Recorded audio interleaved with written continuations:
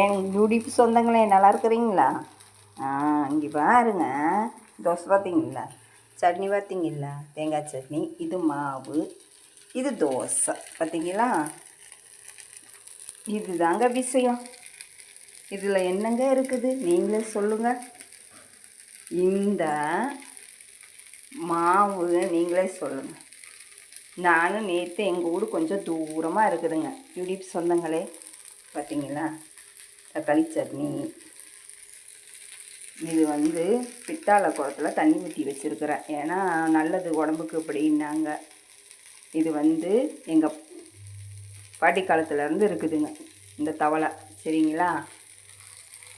இல்லைங்க, என் rice mill grinder repair ஆகிருச்சுங்க.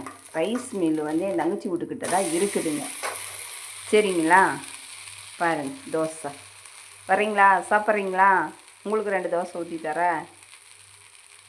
இந்த மாவை எடுத்துகிட்டு வர்றதுக்குங்க அரைச்சி அங்கே வச்சாச்சு. கிரைண்டர் ரிப்பேர் ஆட்ட முடியாது. அப்புறம் பசங்க தோசை கேட்குறாங்க. சின்னவன் நேற்று வீட்டில் இருந்தான், போய் எடுத்துகிட்டு வாடான்னு எடுத்துகிட்டு வர மாட்டேங்கிறானுங்க மாவை. இந்த பெரியவன் அந்த பக்கம்தான் வர, அவனும் எடுத்துகிட்டு வர மாட்டேங்கிறான்.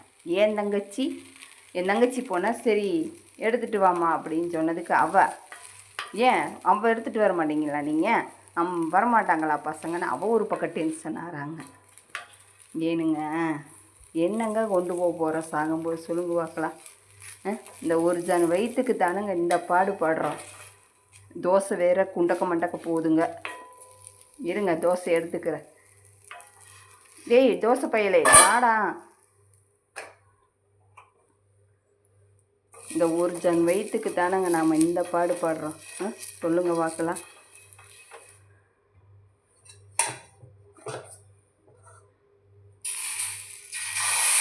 தோசை ஊற்றுறேன்.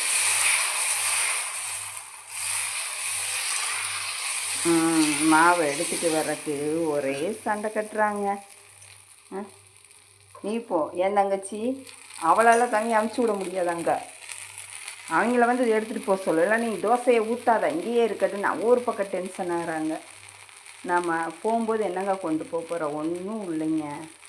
ஏன் சண்டை போடுறோம்? எனக்கு ஒன்றுமே புரியல. இது எதுக்கு போட்டி? இது எதுக்கு சண்டை? ஆனால் இந்த பசங்க செய்கிறது அதுக்கு மேலே. பாருங்கள் யூடியூப் சொந்தங்களே, அவ்வளோ சண்டை போட்டு இந்த மாவை இப்போ தான் எடுத்துகிட்டு வந்தேன். 2 நாள் ஆச்சு இந்த மாவு அரைச்சி. அவங்க வீட்டில் ஃப்ரிட்ஜில் கூட வைக்கல, என் தங்கச்சி வீட்டில். புளிப்புங்க. நான் என்ன பண்ணுறது? தோசை ஊற்றி தானே சாப்பிட்ணும்.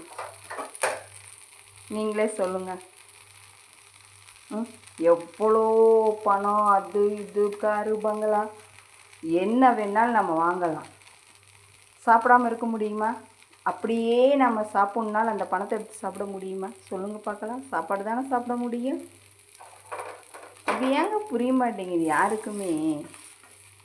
சண்டை சண்டை சண்டை சண்டை. இங்கே பாருங்கள், இது எவ்வளோ பளிச்சுன்னு இருக்குது பார்த்தீங்களா? என்னங்க வாழ்க்கை, என்னங்க கொண்டு போகிறோம்? யூடியூப் சொந்தங்களே வாங்க சாப்பிட்லாம். இது வந்து தக்காளி சட்னி, இது தேங்காய் சட்னி, இது தோசை, இது மாவு, இது தோசை. வரீங்களா சாப்பிட்லாம்? என் சின்ன பையனுக்கு ஊற்றி வச்சிட்ருக்கிறேன். மணி பாருங்கள், இன்னும் வரல. பாய். வீடியோ பாருங்கள். ஏன் வீடியோ பார்க்குறது கம்மியாயிருச்சு? வீடியோ பாருங்கள், ஷேர் பண்ணுங்கள், சப்ஸ்கிரைப் பண்ணுங்கள், லைக் பண்ணுங்கள். ஏன் உங்களுக்கு என்ன பிரச்சனை? என்னாச்சு? ஏன் பண்ண மாட்டேங்கிறீங்க? நீங்கள் சப்போர்ட் பண்ணலைன்னா நாங்களாம் அப்புறம் எங்கே போகிறது? சொல்லுங்கள் பார்க்கலாம். ஏனுங்க இப்படி பண்ணுறீங்க?